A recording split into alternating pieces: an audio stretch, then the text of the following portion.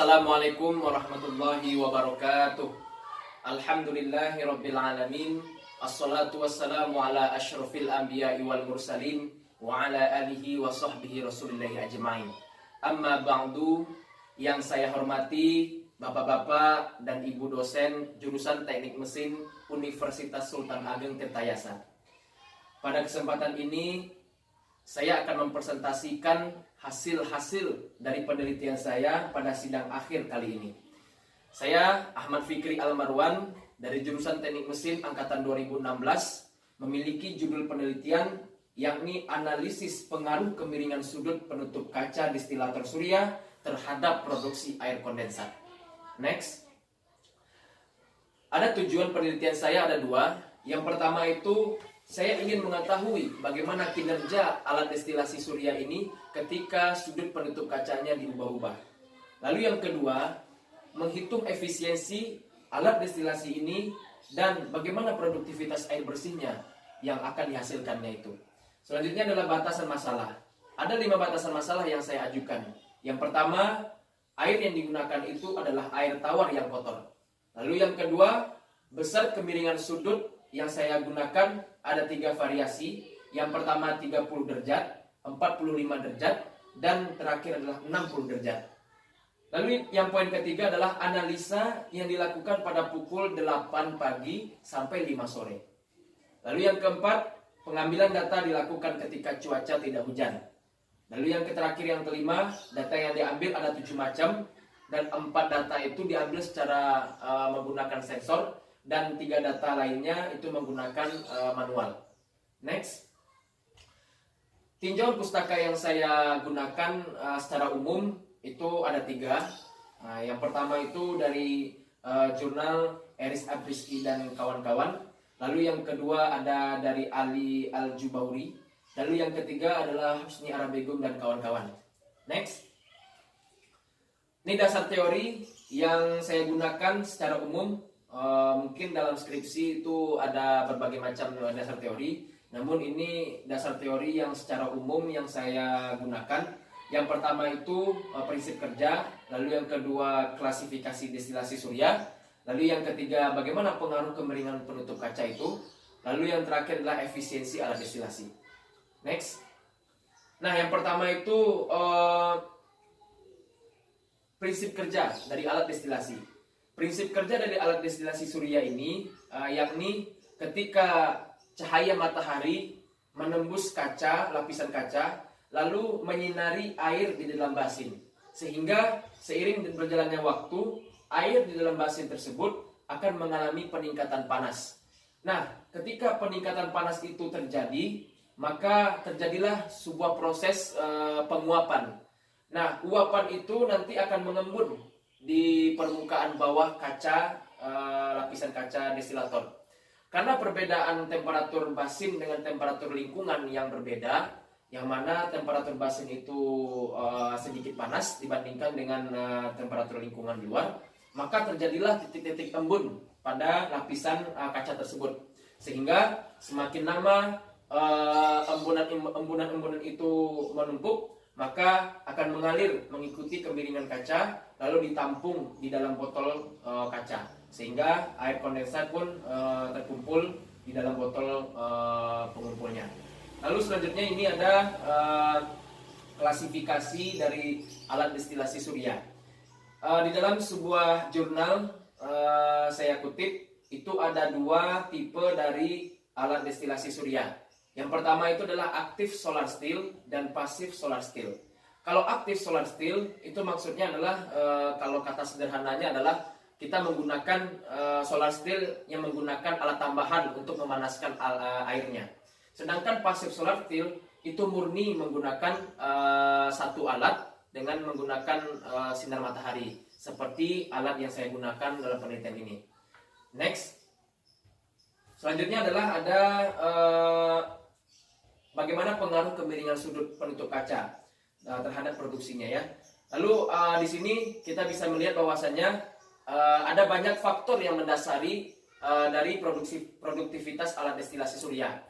Yang saya kutip dari jurnal Al-Jubauri itu seperti suhu lingkungan, perbedaan suhu antara air basin dan penutup kaca, bahan dan ketebalan isolasi sisi basin, kedalaman air basin, kecepatan angin, penambahan bahan penyerap, permukaan air, dan sudut kemiringan tutup kaca. Nah, inilah sudut kemiringan inilah yang akan saya teliti pada penelitian ini.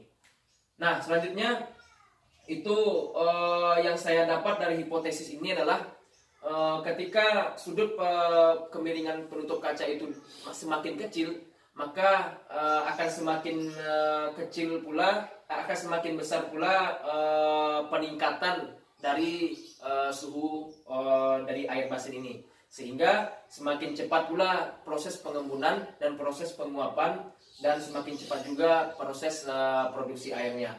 Namun kebalikannya adalah semakin besar sudut penutup kaca, maka akan semakin lambat proses perpindahan panas yang terjadi, proses pemanasan air dalam basin, sehingga menyebabkan proses pengembunan, proses pengumpulan produk dari kondensat ini akan semakin lambat juga.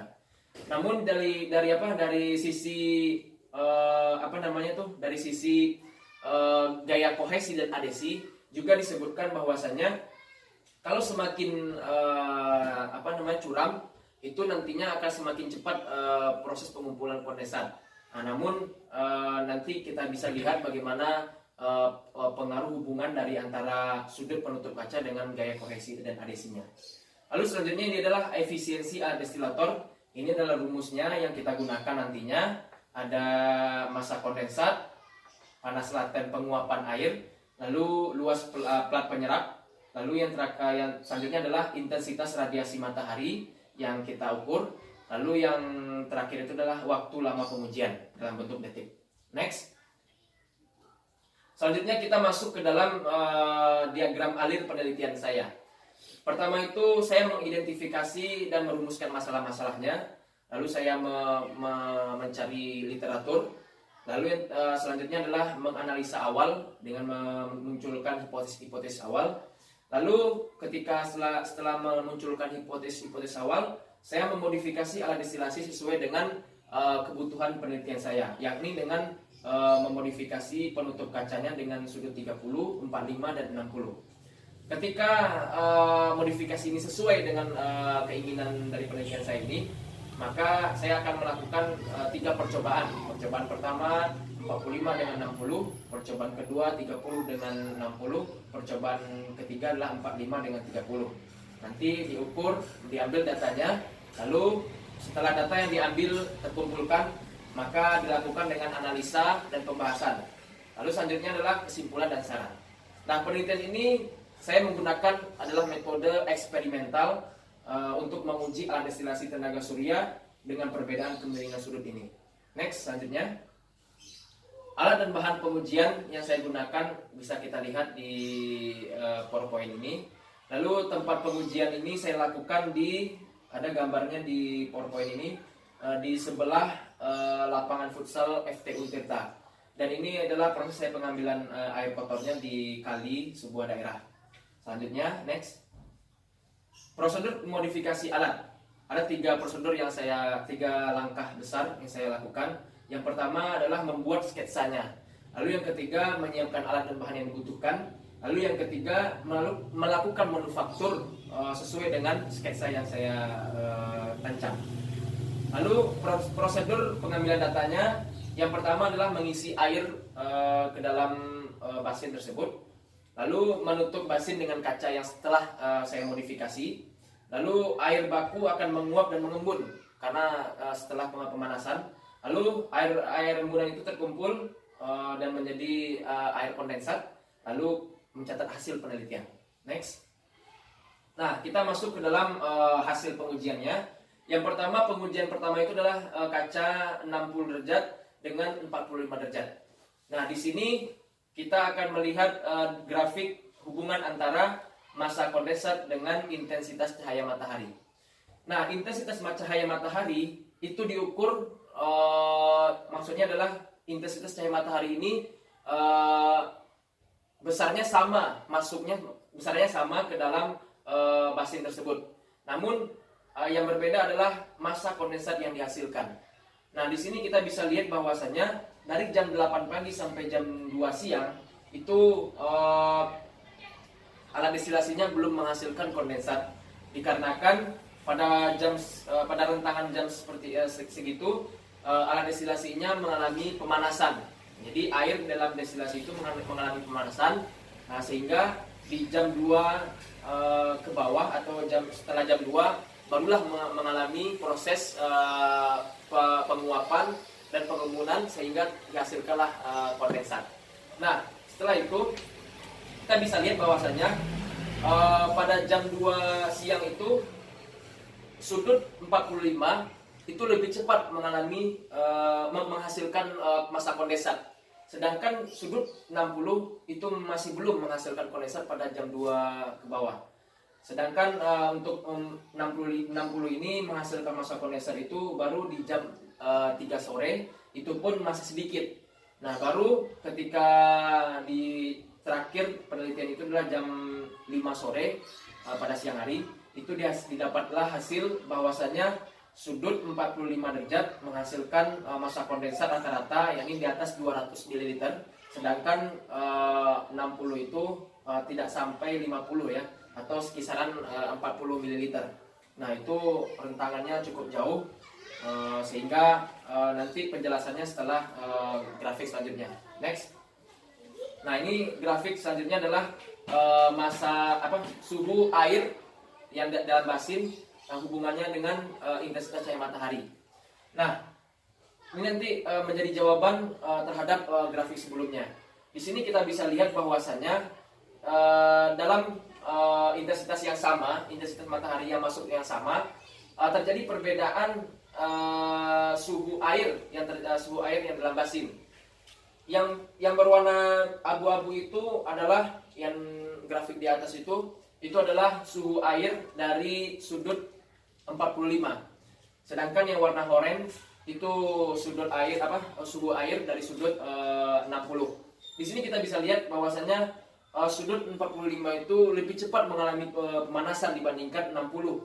Sehingga imbasnya tadi adalah sudut 45 itu lebih cepat menghasilkan kondensat, sedangkan yang 60 ini agak lambat untuk menghasilkan kondensat. Next. Lalu selanjutnya adalah pengujian kaca 60 dengan 30.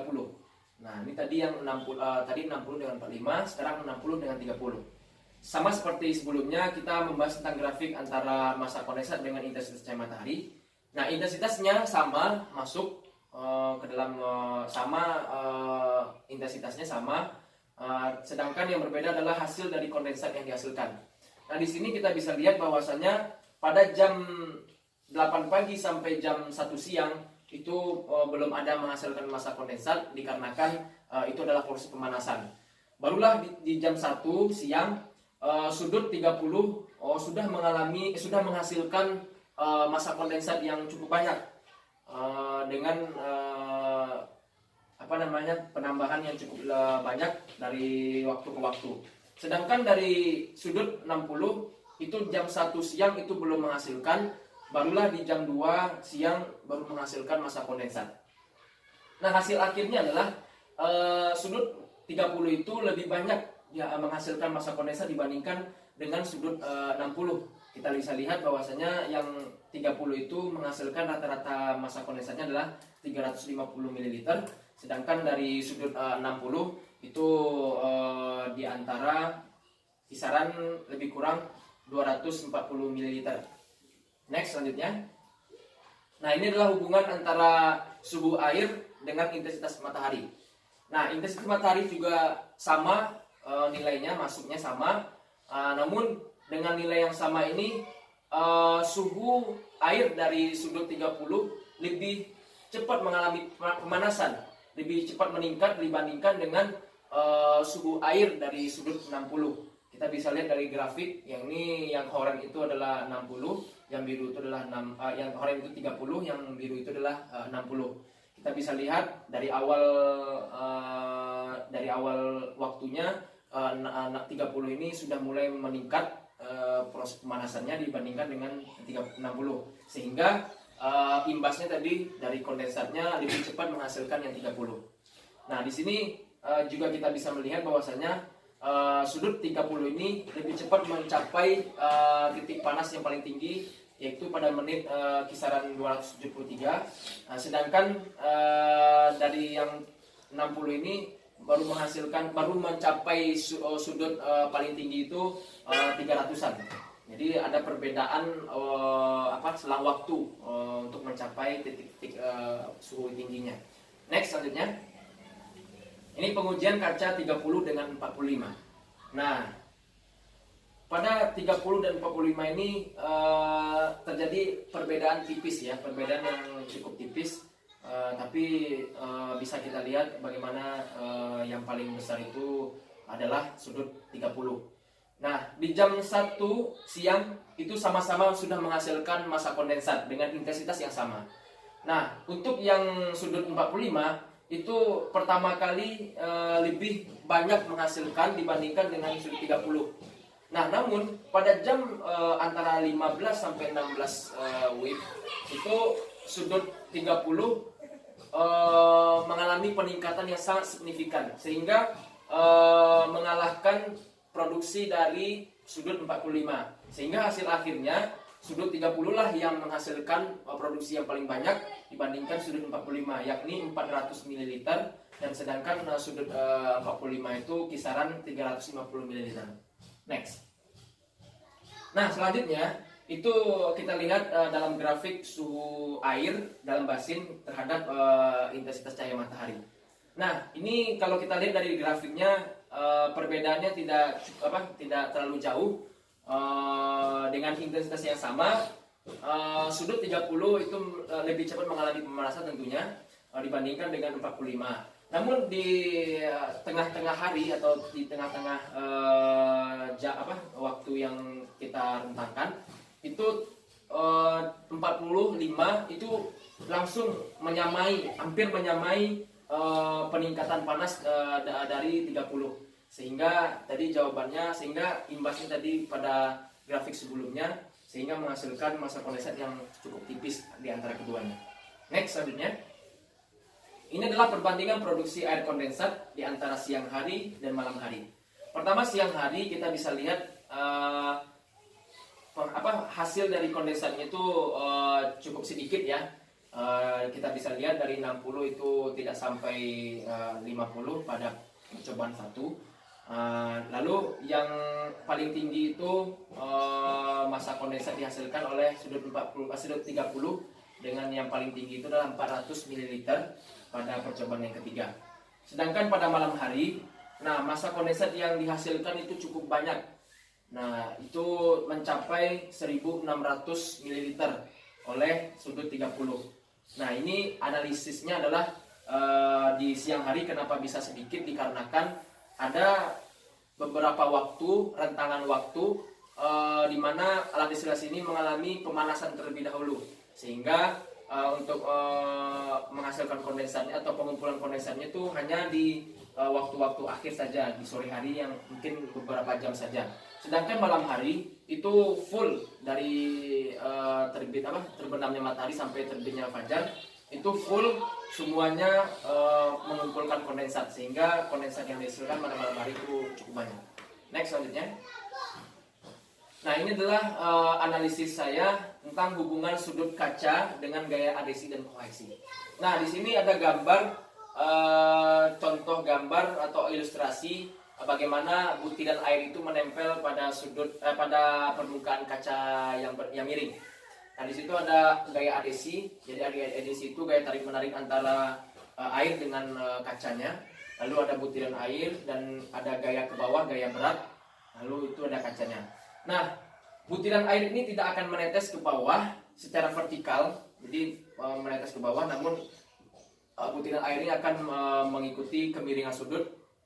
Nah, itu disebabkan oleh beberapa hal. Yang pertama adalah massa butiran yang menempel pada kaca itu sangat kecil, sehingga gaya tarik gravitasi ke arah vertikal itu menjadi kecil. Jadi gaya W-nya itu lebih kecil dibandingkan gaya yang mengikuti kaca tersebut. Nah, apabila jumlah air ini semakin besar, maka semakin besar pula gaya gravitasi atau gaya berat yang tercipta. Sehingga kalau butiran air itu semakin berat, maka otomatis air tersebut akan menurun mengikuti secara horizontal. Lalu yang kedua, dikarenakan massa butirannya kecil, maka sudut theta yang terbentuk itu kecil dari 90. Sudut theta itu adalah sudut antara permukaan kaca dengan kemiringan lengkungan butiran air itu. Nah, dikarenakan di butiran air ini sangat kecil, maka sudut yang terbentuk itu adalah kecil dari 90, sehingga kaca memiliki energi permukaan yang tinggi dan kekuatan adhesi antara kaca dan cairan lebih besar dibandingkan kekuatan kohesi yang di dalam air ini. Next, selanjutnya. Nah, ini adalah uji hipotesis yang saya lakukan. H0 yang saya gunakan yakni rata-rata cover 60 derajat lebih kecil dibandingkan dengan rata-rata cover 45. Nah, ini uji hipotesis untuk percobaan cover 60 dengan 45. Lalu H1-nya itu kebalikan dari H0. Rata-rata cover 60 lebih besar dibandingkan rata-rata cover 45.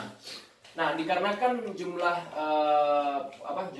percobaan saya itu kecil dari 30, maka digunakan t-test. Yakni dengan alfa yang saya gunakan menengahnya adalah 0,05 dan dengan derajat kebebasannya adalah sama dengan 4. Maka didapatlah T kecil dari tabel itu adalah 2,132, yang mana T kecil ini akan digunakan sebagai batasan pada grafik nantinya.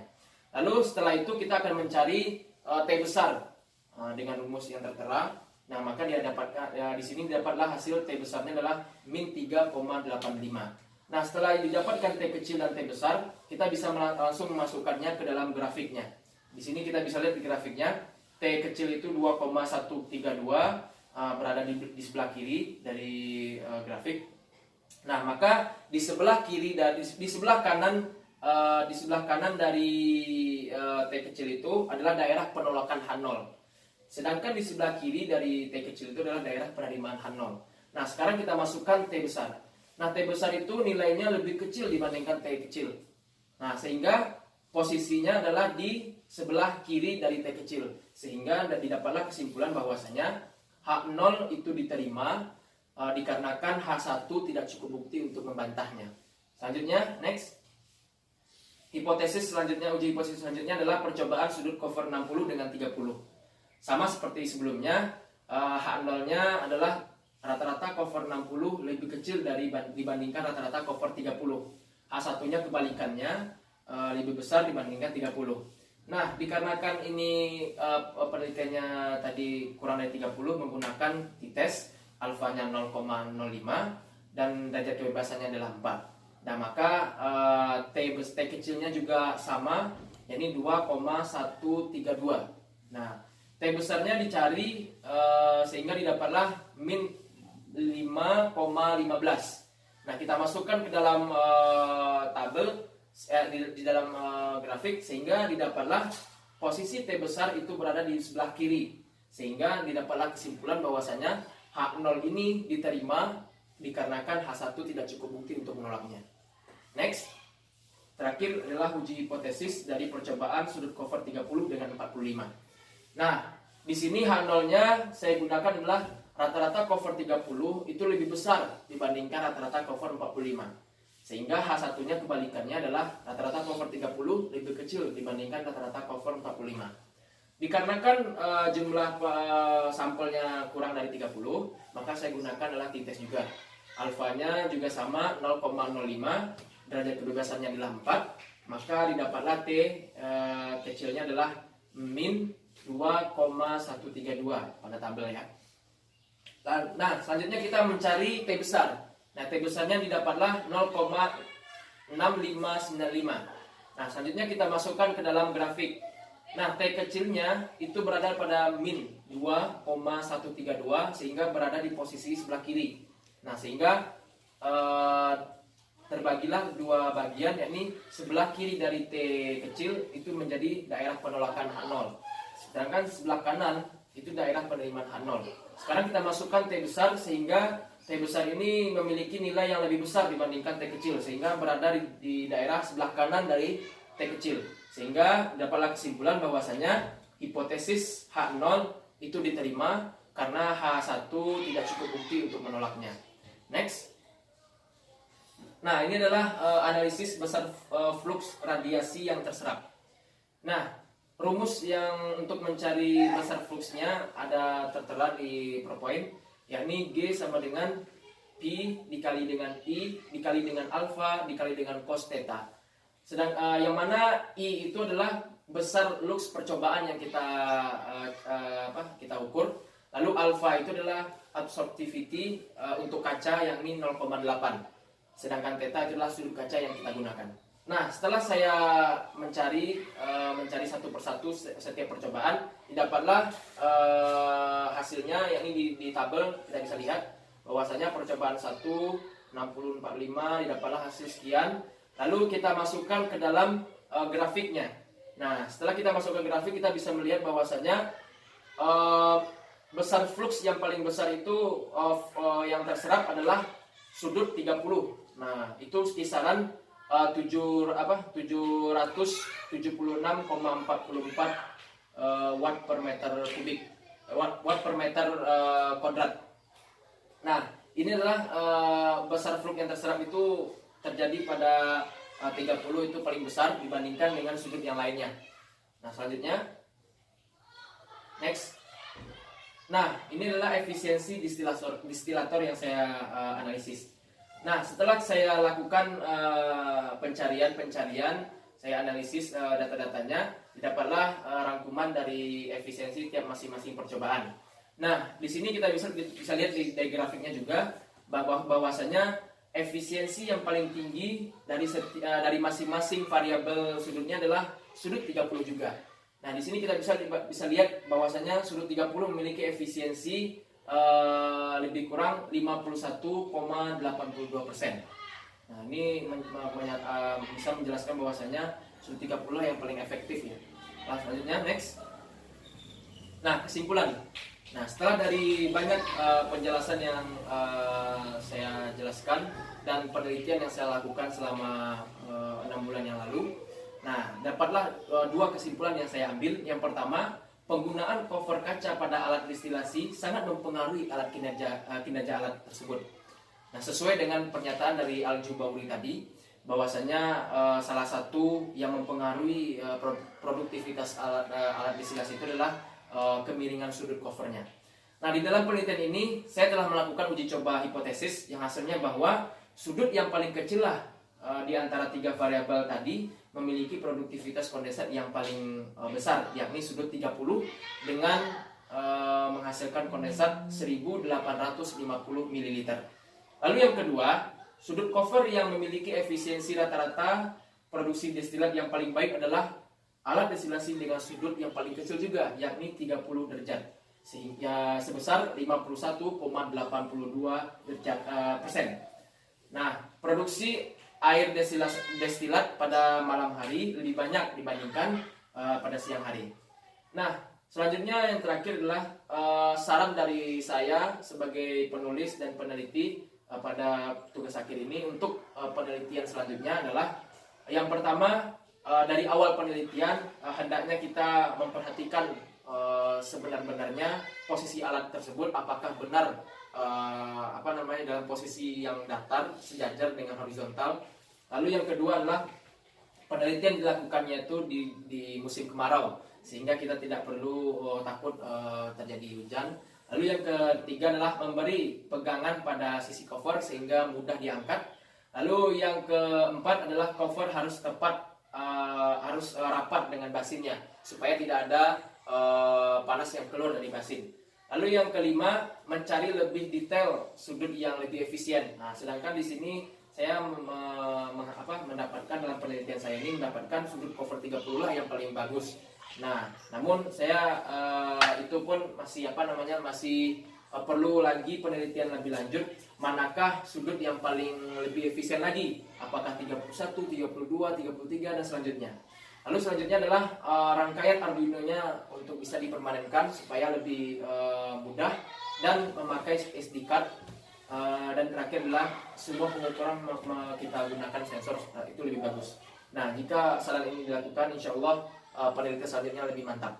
Dan inilah yang dapat saya sampaikan dalam presentasi sidang akhir, tugas akhir jurusan teknik mesin ini.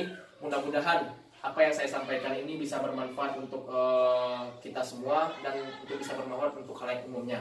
Mudah-mudahan hasil penelitian ini bisa kita gunakan untuk masyarakat, untuk bisa memperoleh air bersih siap pakai, dan kita pun bisa mengembangkan lebih lanjutnya. Dan saya mohon maaf apabila ada kekurangan, dan saya mengucapkan terima kasih kepada bapak-bapak dan ibu dosen yang telah memberikan saya motivasi, ilmu, dan bimbingan supaya sehingga saya bisa mencapai tahap ini. Demikianlah yang saya sampaikan. Mohon maaf atas segala kekurangannya. Billahi taufiq wal hidayah. Wassalamualaikum warahmatullahi wabarakatuh.